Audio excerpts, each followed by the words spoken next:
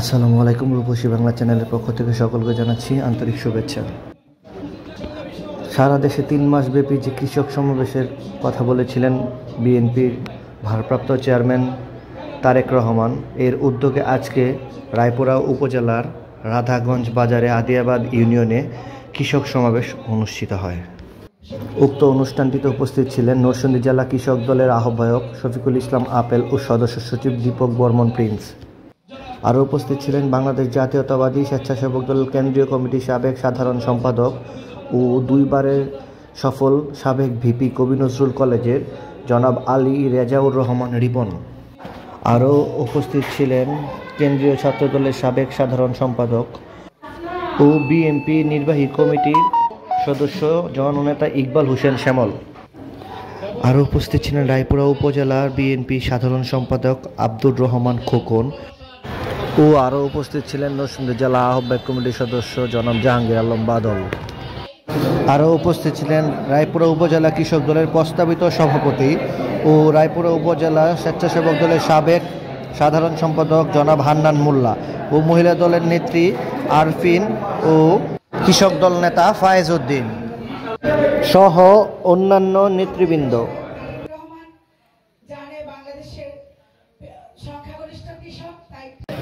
ক্রয় করতে ভোগান্তি, বিক্রি করতে ভোগান্তি, সবখানেই ছিল আওয়ামী লীগের সিন্ডিকেট।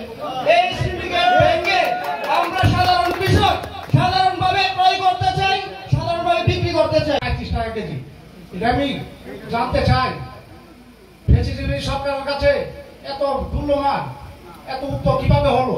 আমরা সুযোগ পেয়েছি, সেজন্য বাংলাদেশ জাতীয়বাদী কৃষক দলকে ধন্যবাদ। কারণ কৃষকের কথা বলার জায়গা থাকে না। বাংলাদেশ কৃষিভিত্তিক দেশ। এখানে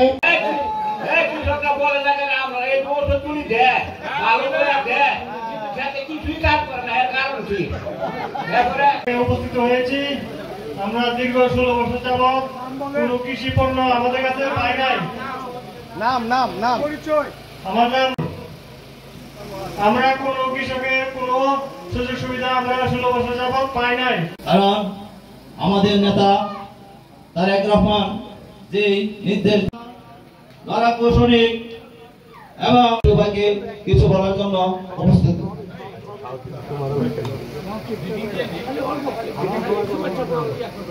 কৃষক সমাবেশে উপস্থিত হয়েছি।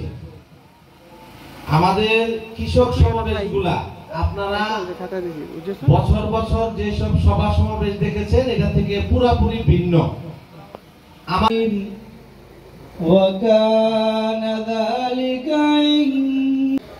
উপস্থিত মহিলা দলের আহ্বায়িকা আরফিন ম্যাডাম, শহরের আসমা আব্বা, সকল কৃষক সমাবেশের সম্মানিত সভাপতি প্রবীণ রাজনীতিবিদ, অত্র ইউনিয়নের বিপ্লবী সভাপতি যারা শফিক ভাই,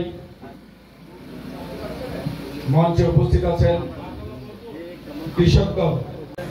4558টা ইউনিয়নে কৃষক সমাবেশ করার জন্য ঘোষণা দিয়েছে। তার মানে এই দেশের কৃষক বাঁচলে বাংলাদেশ বাঁচবে, কৃষক বাঁচলে আমরা অর্থনৈতিকভাবে উন্নত হব। তার জন্য যেমন এখানে আমাদের কাছে হাটুভাঙ্গা এসেছিলেন খাল খননের জন্য, এবং সারা বাংলাদেশে খাল খনন করেছেন। সারা বাংলাদেশে উনি কৃষিকে আধুনিকরণ করার জন্য, কৃষির যন্ত্রপাতিকে আধুনিকীকরণ করার জন্য তৎকালীন সময়ে শহীদ রাষ্ট্রপতি জিয়াউর রহমান